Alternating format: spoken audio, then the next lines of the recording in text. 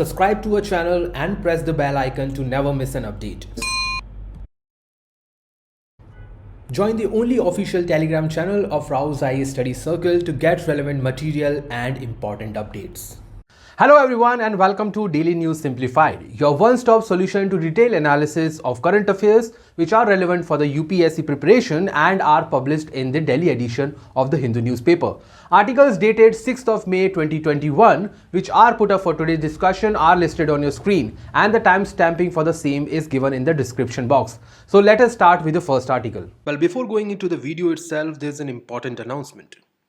If you are confused about which optional subject to choose, how to find the best teachers and academic support for your optional papers, and above all, how to prepare for the same during difficult times, well, look no further. RAU'S IAS has best solution for your optional subjects and related problems. We are conducting optional orientation session on 22nd and 29th May 2021, in which you can learn from RAU'S IAS teachers about how to prepare for optional subjects and how are we going to help you in scoring best in the mains examination. Optional batches are starting from 4th June and 5th July 2021 via live online classes. Consider this as a call to all those who wish to completely cover the optional subject by December this year. This will ensure timely coverage of optional paper, optional subjects, and then you can focus on your attention towards the prelims right from the January next year, and also keep revising the optional subjects till you appear for the mains examination.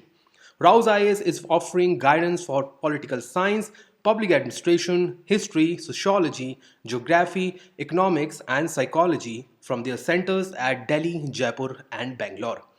In the description of this video, there's a link which you can use to register yourself for the orientation program for the respective subject sessions. So the first news which we have taken appears on page number 1. Maratha Quota unconstitutional, violates right to equality, says the Supreme Court. So a 5-judge constitution bench of the Supreme Court yesterday struck down the Maharashtra law granting reservation to Maratha community in admissions as well as in government jobs in the state. The 5-judge constitution bench was unanimous in its declaration that the Maharashtra law is unconstitutional, which had breached the limit put forward by a special verdict known by the name of Indra Sahni ruling. Now if you look at GS paper 2 syllabus, under the Polity and Governance section, you will find Indian Constitution, historical underpinnings, evolution, features, amendments, significant provisions and basic structure to the Constitution of India. And so you will see how when we discuss the details of this proceeding in the Supreme Court, we will actually go through some of the very important provisions of the Constitution of India and specifically the recent amendment to the Constitution of India, the 102nd Amendment Act. So we'll start by first discussing the Maratha law, how it was challenged in Bombay High Court, and then the challenge to the Bombay High Court's judgment in the Supreme Court of our country, and what are the 3 important observations which has been made by the Supreme Court. So let us now begin the discussion. So this matter of reservation of Marathas goes back 10 to 20 years in time. But we are going to trace back its genesis in 2018, where Maharashtra government enacted a law to provide reservation to Maratha community. In November 2018, the Maratha community was given the reservation under the Maharashtra State Socially and Educationally Backward Act. The special act was sanctioned by Maharashtra State Backward Class Commission and approved in both Assembly as well as the Council of the state. Now the emphasis on legislation was to give reservation under SEBC, or socially and educationally backward classes, a legal validity. Of course, this reservation to the Maratha community took the overall reservation in Maharashtra above the limit of 50% which was set up in Indra Sahni judgment. And so, subsequently, it was challenged in Bombay High Court. It was challenged through a public interest litigation, and in the judgment, Bombay High Court upheld the reservation, but it did modify the amount of reservation which was given in education and jobs to the Maratha community. So while the act envisaged the reservation of 16% to Maratha community in both education as well as in jobs, the Bombay High Court order reduced it to 13% in case of jobs and 12% in case of education. But then, in September 2020, the Maratha reservation confronted another legal hurdle as the Supreme Court stayed its implementation and referred the case to Chief Justice of India for a larger bench. And this is what the judgment has come yesterday, where the Supreme Court has struck down the Maharashtra law. So when the full order of the Supreme Court will become available, a lot of reviews and the articles will appear in the Hindu newspaper. And so accordingly, we will cover this topic. But as of now, the details we have are about three main issues on which the argument took place in the Supreme Court. And so we are going to look specifically into these three matters. And the first issue which the Supreme Court dealt in yesterday's judgment was whether or not it is the right time to revisit the landmark Indira Sahni ruling of 1992. So for all of those who are beginners in their preparation must understand that Indira Sahni is one of the most important Supreme Court judgments as far as polity and governance is concerned. Now the details of Indira Sahni ruling is a discussion in itself, but we are going to keep ourselves limited to the issues and the points of the Indira Sahni ruling which are applicable to the reservation being provided to socially and educationally backward classes. But if we talk about generally, the Indira Sahni judgment paved the way for reservation to other backward classes or OBCs in our country. And it created a system of creamy layer, and since it provided a reservation to OBC community which was on top of what existed for SCs and STs, it capped the total reservation which can be provided in our country to 50%. And if any other state government tries to breach this 50% limit on reservation, whether in jobs or in education, it is challenged in High Court and Supreme Court because it violates the landmark Supreme Court judgment of Indira Sahni ruling. And so the first thesis on which the Maharashtra law was challenged was that it violates the Indira Sahni judgment. Because the Indira Sahni judgment, which upheld the Mandal Commission report and provided reservation to OBC, laid down two important precedents. First, it said that the criteria for group to qualify for reservation should be both social and educational backwardness.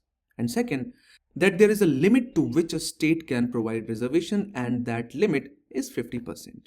The Indira Sahni judgment also said that under certain exceptional circumstances, this 50% limit can be breached, but those exceptional circumstances have to be well defined, and we'll go into that as well. And so now we can clearly understand why Maharashtra law has been struck down, because the Maratha quota exceeds 50% ceiling put by the Indira Sahni judgment. And it is specifically because of this reason the Maharashtra government requested Supreme Court that Indira Sahni judgment must be reviewed. Now the time has come that we review this 28-year-old judgment, because it puts arbitrary ceiling on the amount of reservation which can be provided by a state. Because according to the Maharashtra government, there is no scientific evidence to suggest that why a limit of 50% should be put as a ceiling on the reservation. But in unanimous opinion yesterday, the court held that there is no need to revisit the case. The court said that the 50% ceiling, although an arbitrary determination by the court in 1992, is now constitutionally recognized, and there is no need as of now to review this 50% limit. So now it was clear to Maharashtra government that you cannot challenge this 50% limit. So if you cannot challenge this 50% limit, you will go for another clause of Indira Sahni judgment which said that the 50% limit can be breached under exceptional circumstances. And so the court, on the request of Maharashtra government, looked into whether the Maratha Quota law falls under the exceptional circumstances contemplated by the constitutional bench in Indira Sahni. The court also looked into the Maharashtra State Backward Commission report that the Maharashtra government had relied on to see if a case can be made out for the exceptional circumstances. The state government's argument was that since the population of backward class is 85% and the reservation limit is only 50%, an increase in reservation limit would qualify as an exceptional circumstances or extraordinary need. But all 5 judges disagreed with this argument as well. The court insisted that Marathas are dominant forward class and they form the part of mainstream of national life.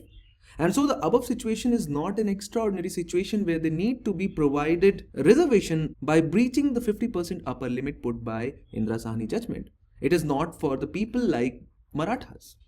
And then finally, all the 5 judges of the bench decided also on the state's power to identify socially and educationally backward classes and the applicability of 102nd Constitutional Amendment. So we know that the Constitution 102nd Amendment Act 2018 gives constitutional status to National Backward Classes Commission or National Commission for Backward Classes. The amendment on the same hand also gives President powers to notify backward classes. And so several states had requested or raised the question on the interpretation of the amendment and argued that it curtails their own powers.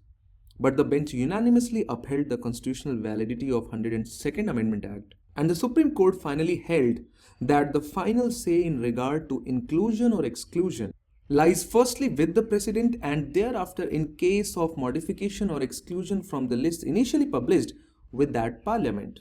And in the task of identification of SEBCs, the President shall be guided by the commission set up under Article 338B, and its advice shall be sought by the state in regard to policies that might be framed by it.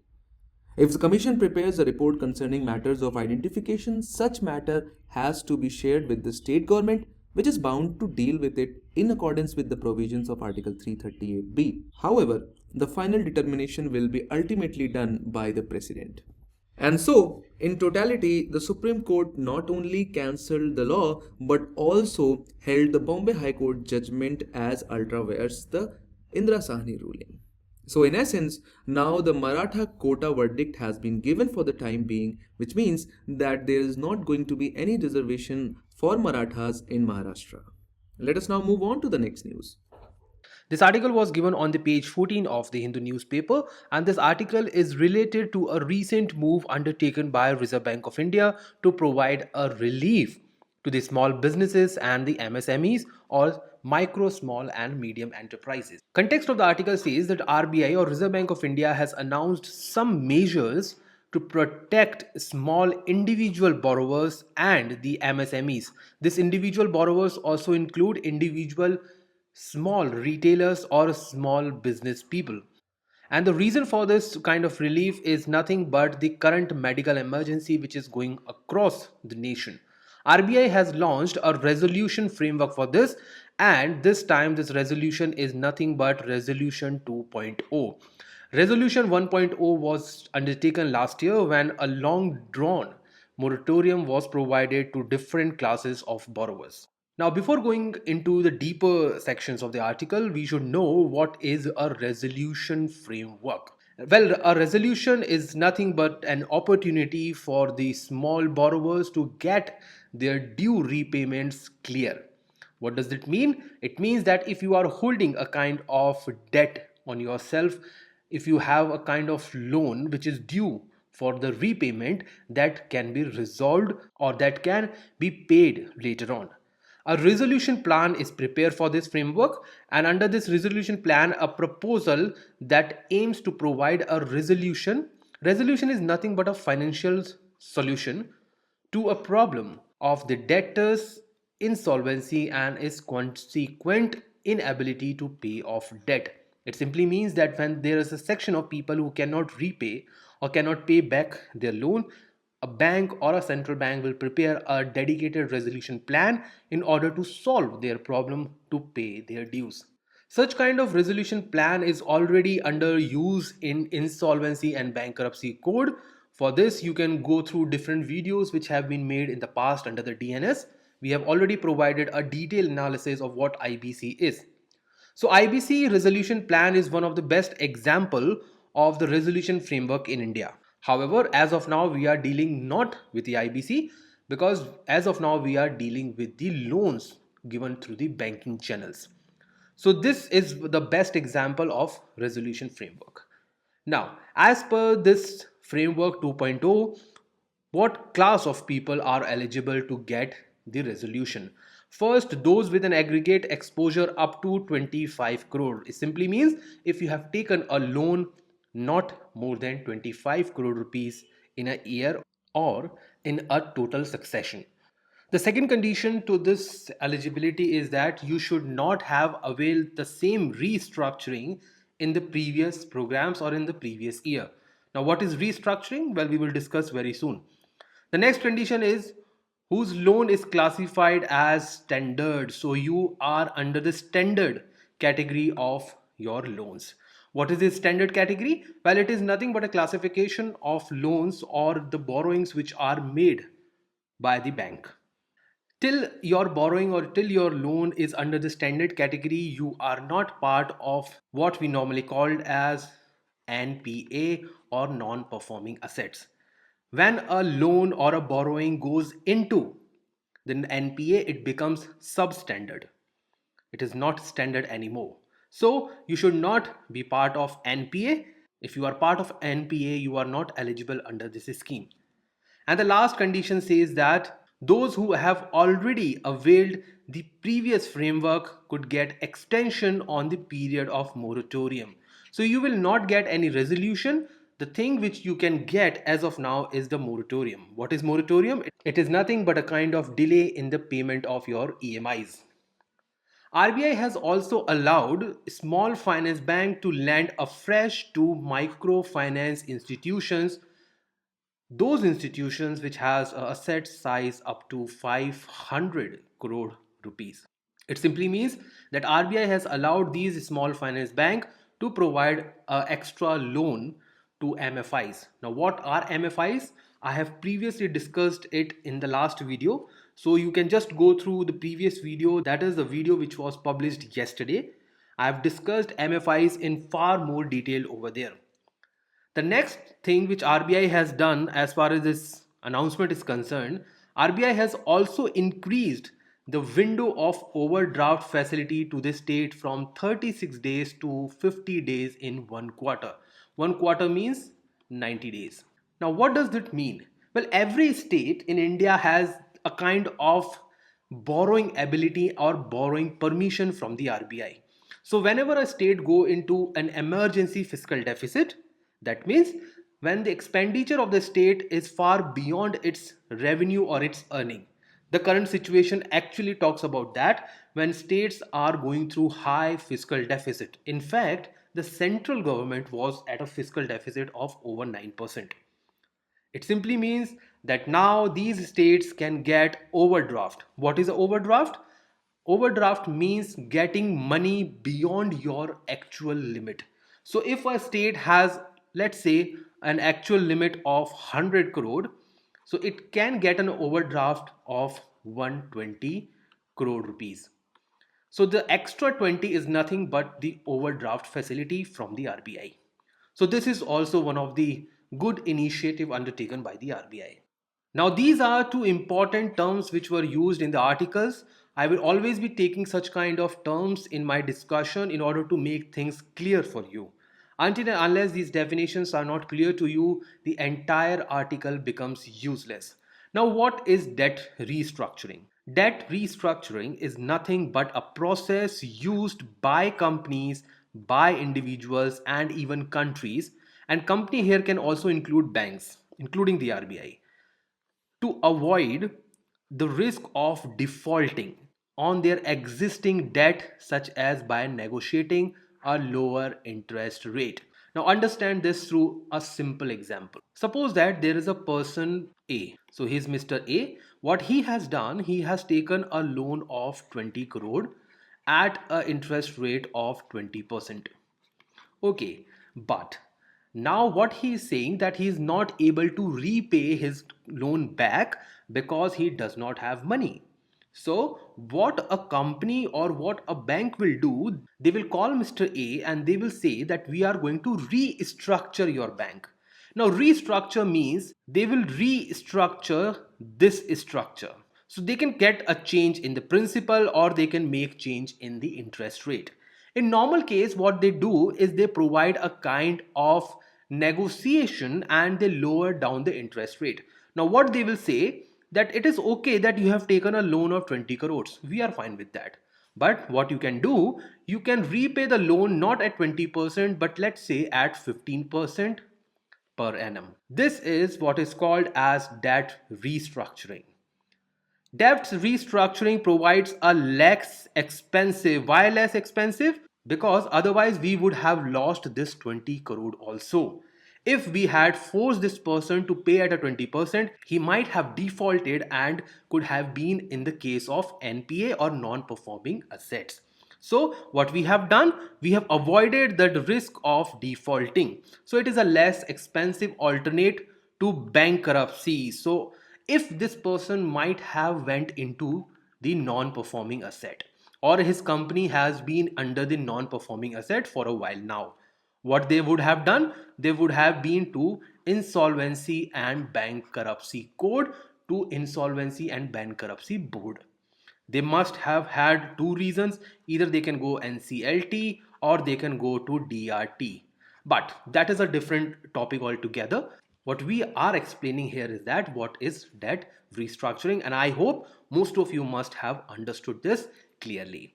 Now, what is moratorium? I have already given you a brief. Moratorium period is the time during a loan term when the borrower is not required to make any repayment, and repayment here simply means, sir and ma'am, EMI. Government of India and Reserve Bank of India have done this previously when they provided 3-month moratorium to all those people who were facing problem in paying their EMIs in the year 2020. When this was undertaken, when the entire country was under lockdown. So this is nothing but it says that, sir and ma'am, you have taken a loan but the condition is not suitable. So we are giving you a waiver, a kind of relaxation, so you should not pay any kind of EMI for the next X amount of period. And this is what is known as moratorium. Now with this we move to the next article. Next article in our today's discussion is related to a recent announcement made by the cabinet at the union government, and this announcement was related to the disinvestment of government stake in IDBI Bank. IDBI Bank is as of now under the government stakeholding, and government is the real owner of this bank. In this article, we will discuss more about what is strategic investment and as a total what is disinvestment altogether. Context of the article says that Union Cabinet has cleared approval for strategic disinvestment. Disinvestment is nothing but an antonym to investment of IDBI Bank. This decision was undertaken by the Cabinet Committee on Economic Affairs. It is nothing but a separate cabinet committee apart from many others, and this committee is chaired by the Prime Minister. The background of the article says that Finance Minister Nirmala Sitharaman earlier has announced in the budget to raise up to rupees 1.7 lakh crore rupees through the process of privatization of public sector banks and the institutions. And in the institutions, we already know there was some controversial announcement which was in news for various reasons, and that announcement was related to the disinvestment in LIC. Now, what is the real objective of this kind of initiative? Why does government want to go for disinvestment of such a large bank? Well, the objective is simple: to get new investment in the entity from the expected buyers. What government is looking? They are looking for expected buyers who can buy the stake in these companies and can provide a on-time payment for government to spend. It will also raise banks business potential, because as the new buyers will come into the picture, what they will bring, they will bring new investment in the bank, and that will increase the business capacity of the bank altogether. Now, what is disinvestment? Disinvestment is the action of an organization or the government selling or liquidating. Liquidating is converting into cash an asset or a subsidiary. Disinvestment also refers to the capital expenditure or capex reduction. Why it is done? To reduce your capital expenditure, which can facilitate the reallocation of resources to more productive areas within an organization or government funded project. Disinvestment, also known as divestment, there is no change in the management of the public sector undertakings from the public to the private, because still government holds 51% of the equity. Now understand this with this example. There are two friends and both of them are having ownership of 100 rupees. Now what they do is they say that we will divide this 100 rupees equally in 50 each. Now when they have 50 each, what do you think, who is the real owner? No one. Both are the equal partners. But when both are equal partners, who will actually own that particular 100 rupee asset? No one. Then what we do is that in order to get the majority of the stakeholding in a company, so what we do is that we divide the actual asset by 2 and just add 1. In this case, we divide 100 by 2 and add 1. So one will have 51, the other would have 49. By this case, the first one will have the majority in the company. The another way is that government can still go far below the 51% and still hold the power or the management of the company. Now, how this can be done? Even if government is holding minority stake, still it can be the owner of the company, because the other stake or the majority stake are not given to a particular company or a particular individual. It is given to the public as a whole. Take the example. There are 100 rupee asset, and these assets are divided between public and private. Now, if public sector or the government holds 51% and the private hold 49%, then who is the real owner? Of course, the public sector. But in the other case, the public or the government is holding actually just 25% and private is holding 75%. Then here who is the owner? Of course, the private sector. But let us take the different example. What if we divide the 75 into 75 different people? So no one will have actually the majority holdings or majority stock. Each one will have just 1 rupee with them, and this 1 rupee is far less than what government is holding at 25%. The next one is that this investment is primarily a money raising exercise. So the main purpose is nothing but to raise money. Whenever government feels like they do not have money, their pocket is empty, they just sell their stake in their enterprises. The proceeds of this investment are treated as non-debt creating capital receipt. This is part of your budget as well. So these are non-debt. Non-debt means it is not a loan money. Government has not taken a loan from any other people or any other organization. So it is not a debt. It is not a debt at all. So it is a part of capital receipts. However, it is not part of your loans. Now, what are disinvestments and their drawbacks? The first one being that government shareholding in the public sector is a public asset. It is money, it is taxpayers' money, which should not be liquidated to meet the immediate needs. So what if government is buying oxygen cylinders from this disinvestment? What if government is buying an aeroplane or a helicopter for the VIP movement? Why not government is accountable on this ground? The second is the public sector undertaking contribute to the public finances through dividends and disinvestment, and this can reduce this important source of funds or finance. We know that companies which are under the government ownership such as IOCL or maybe ONGC, they are earning billions of profits every year, and they also share this in the form of dividends and disinvestment.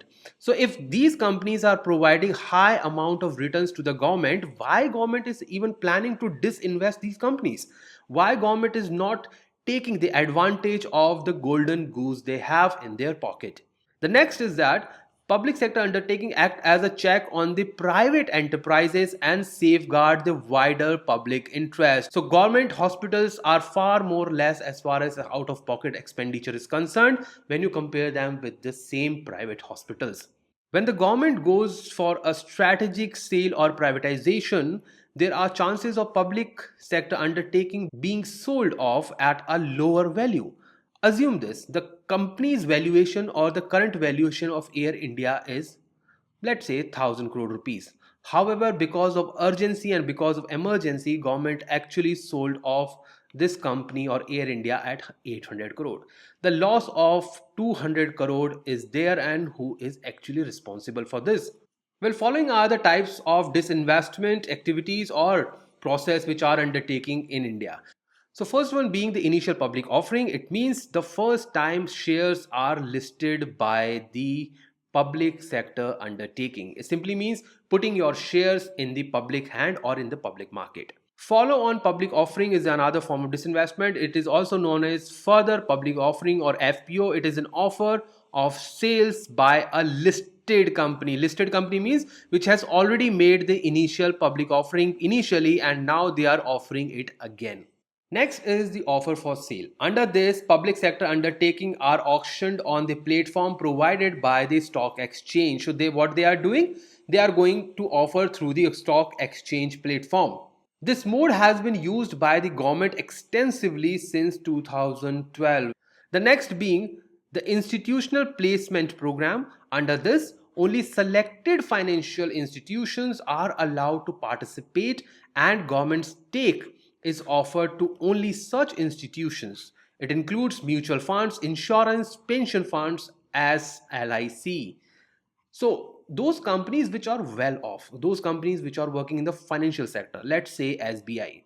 So all these companies can go and access the public funds through institutional placement program. And the last one is cross holding. In this method, one listed public sector undertaking take up the government stake in the another listed company. For example, State Bank of India can buy 10% stake in Air India. Why cross holding means? Because both the companies are under the government of India, so they can buy each other's stake. However, all these modes of disinvestment are only for the minority stake. So it is less than 49% in major case, and even if it is beyond 50%, it is distributed in such a manner that no member hold more than what government is holding.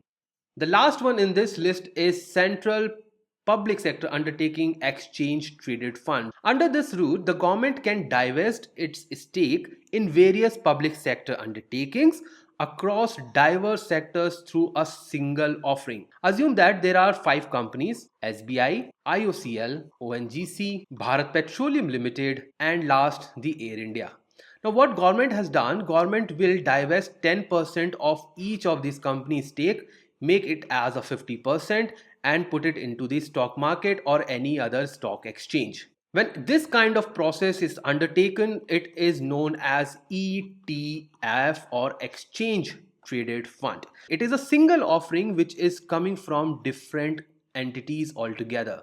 So as you can see, it is a single offering which is made to the public. This mechanism allows government to monetize its shareholding in those public sector undertakings which form a part of ETF basket. So in this basket, what we have seen, there are 5 different public sector undertakings, and this entire basket is put up for public stock holding. When a government try to sell off their majority stake means there is change in the ownership. The public agency would become a private agency. Can you quote a simple example or just one example of India or from India where a public entity was transferred into the private agency? You can comment in the comment box. Now the first is strategic sale, which was also the keyword in the given article of the newspaper.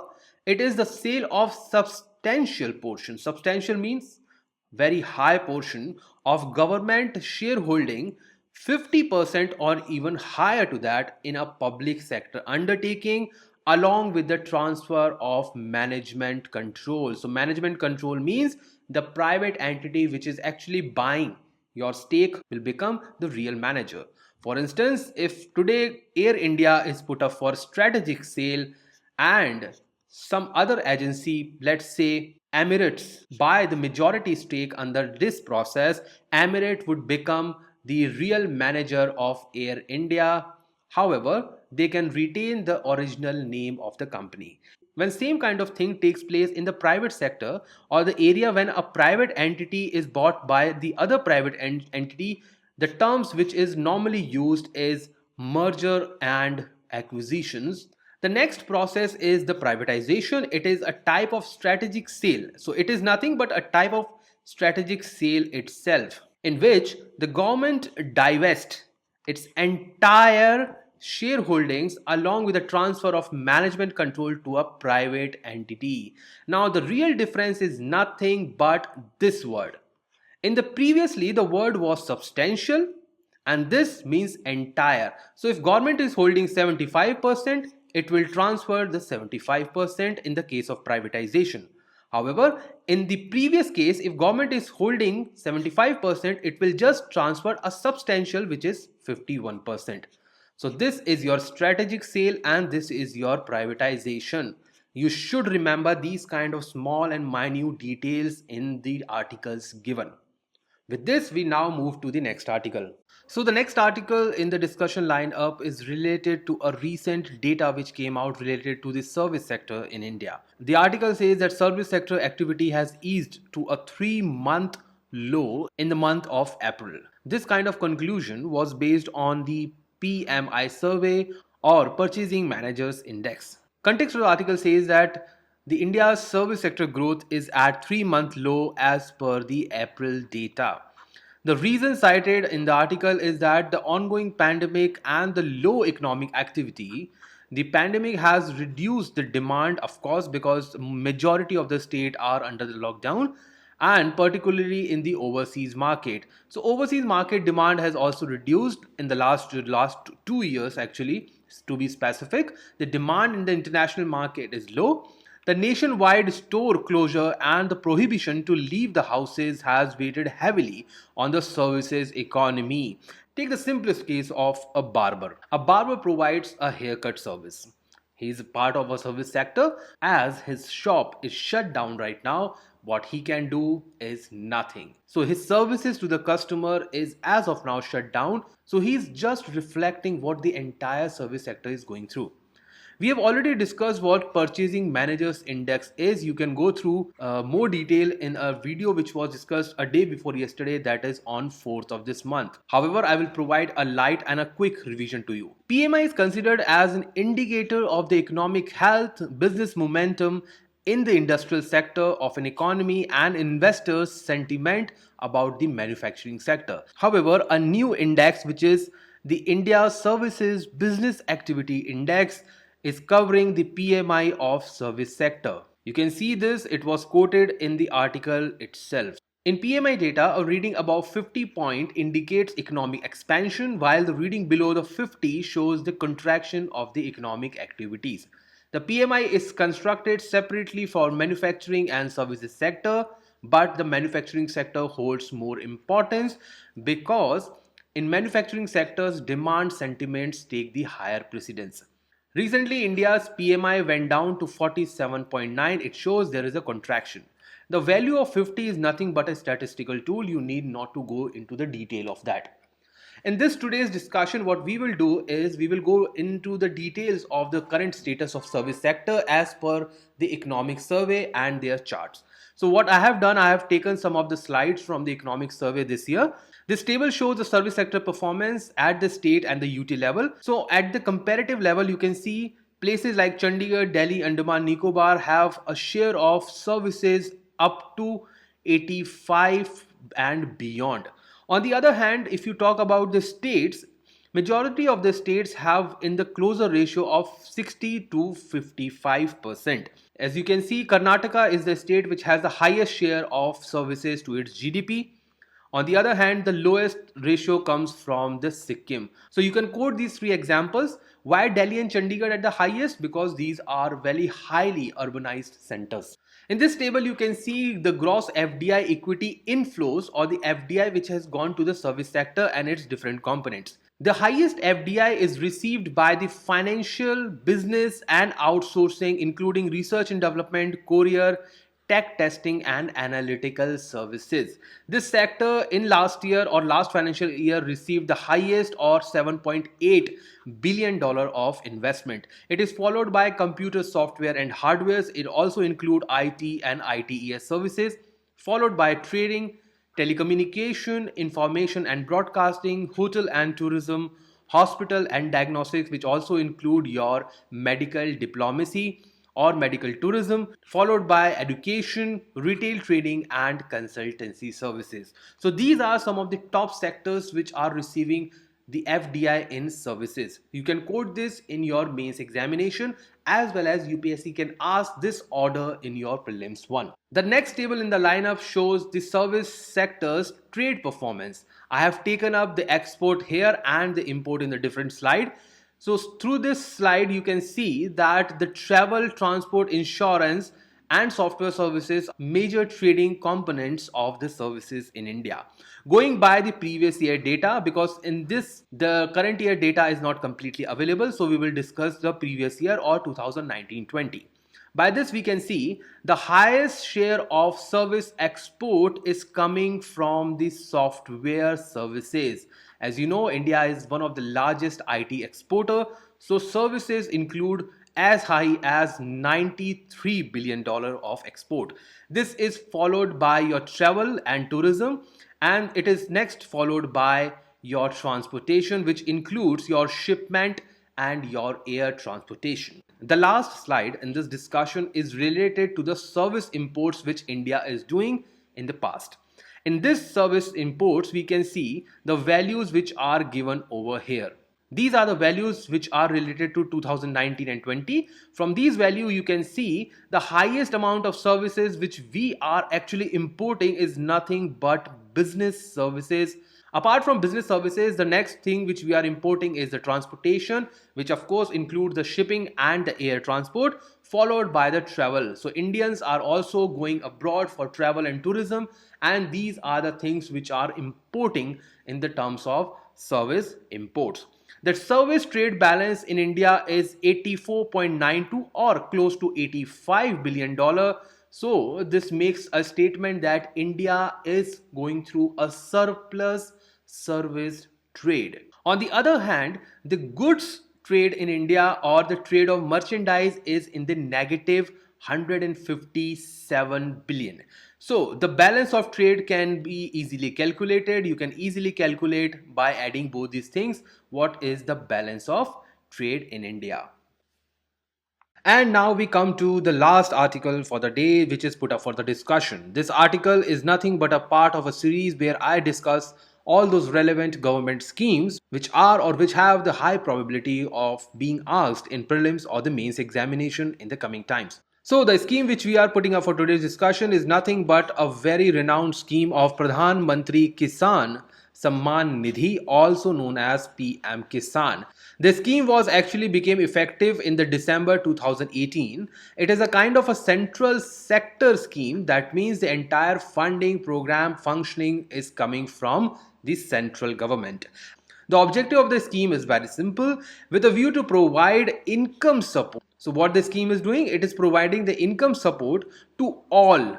Yes, this is the case, to all land holding eligible farmers. Land holding means you should have a land under your plow. So those people who are cultivators, those people who are working on wages or the agriculture workers are not covered under this scheme. So it aims to supplement the financial needs of the farmers in procuring various inputs including fertilizers and raw materials, seeds and others, to ensure proper crop health and appropriate yield commensurate with anticipated farm income. So all these are the basic objective for which this scheme was launched. As far as eligibility under the scheme is concerned, it will be given per year to all landholders. Now this is the keyword. Do not forget that this scheme is only applicable to the landholder. No land, no fund. So all landholder farmer families in the country except. So except here means the following are excluded from this scheme. First being the all institutional landholders. All institutional landholders means a company or a private entity or a corporation holding any kind of agricultural land is not part of it. And secondly, farmer family in which one or more of its member belong to the former category. Belong to the following categories. First, the former and the present holder of the constitutional post. Suppose that one of the member in the farming family is the Comptroller and Auditor General of India, or maybe a judge in the High Court. So that family is not eligible. Second being former or the present minister, state minister, MPs, MLAs, MLCs and any other. Former or the present mayor of municipal corporation, chairperson of district panchayat are also ineligible. All serving retired officers and employees of central, state, ministries, office, departments and its field units including central and state public sector enterprises, attached offices, autonomous institutions under government as well as regular employees of local bodies. So guys, the list is very long. It simply means if you are a sarkari officer, if you are a government officer, you and your family is not eligible for this scheme. Next is all superannuated or in fact the retired pensioners whose monthly pension is 10,000 or more. It means if you are earning 1.2 lakh rupees a year through pension or even more than that, you are out of the scheme. All persons who pay income tax, of course, see, one who pay income tax automatically becomes outside many of the social sector schemes in India. And last, the professionals like doctors, engineers, lawyers, CA, architects, and many others are also excluded from this scheme. Now, what UPSC can do if they are planning to take this scheme in your prelims examination, they can give a list of these people and can ask you which of them is not included. Well, UPSC has now been making this habit of asking up to 6 options in their questions.